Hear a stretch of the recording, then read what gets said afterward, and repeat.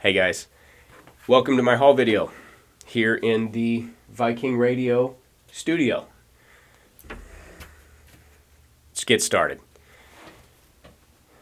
This right here, Guardians of the Sea.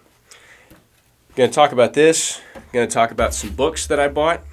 This is a coin and stamp collection, and military and photography history, and a little bit of an overlap. Both of which are things that I really like. So, this, Guardians of the Sea, I'll show you again. That coin right there was stamped by, or commissioned by, the East India Trading Company in 1807. But the coin itself says 1808. So some people might ask, why?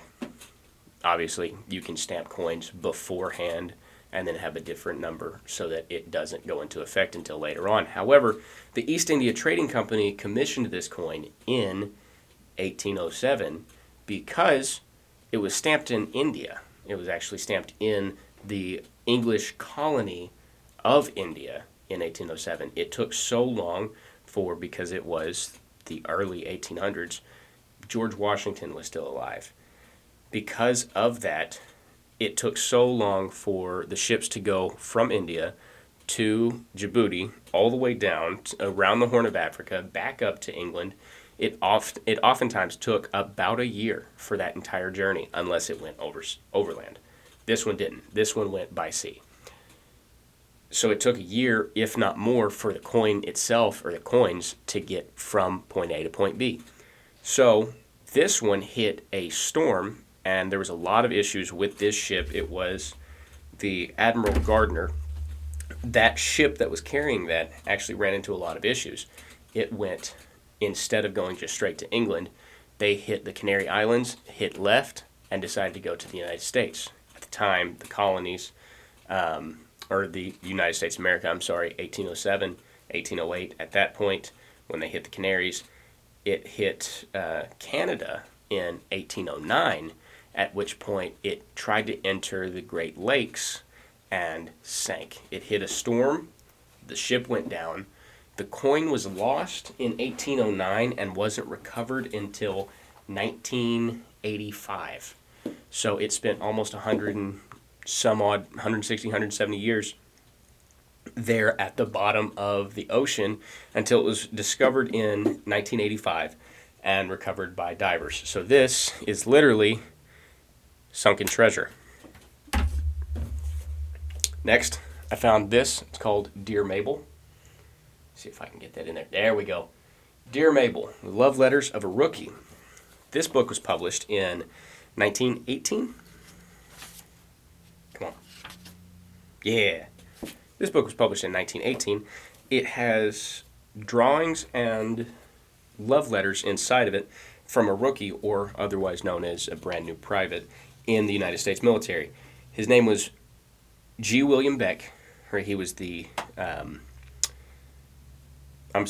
illustrator, as he was a corporal in the 27th New York Division of the military, or of the Army, rather, and Edward Streeter was the author, a lieutenant, the 27th New York Division that was stationed in France. This book contains a lot of love letters from an individual named Bill writing back home to his lover Mabel, as telling him why he wished he'd never gone, what the war was like overseas, Germany, France, fighting throughout Europe.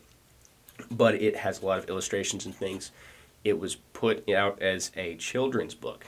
Speaking of which, brings me to my second book.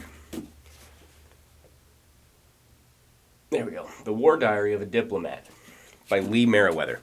Lee Meriwether was the special assistant to the American ambassador living in Paris, France, during the years 1916, 1917, and 1918.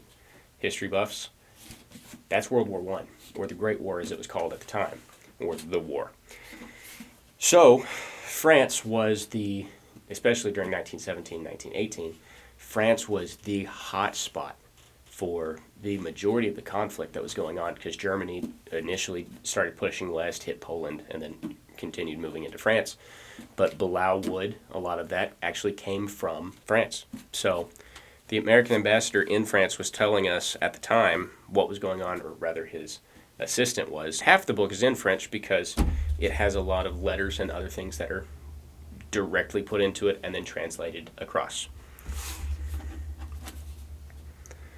Next, we get into a little bit more war history.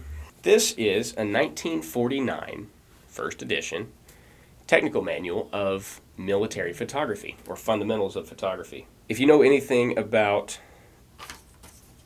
photography in the military, it was barely used in World War II, and the majority of it was contract work or civilians that were taking pictures overseas, or a lot of military members who just had cameras or were finding cameras throughout different places, trekking across Europe.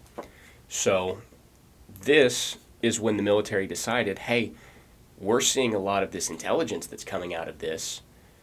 Let's actually mass produce and create a new branch or a new group in the military.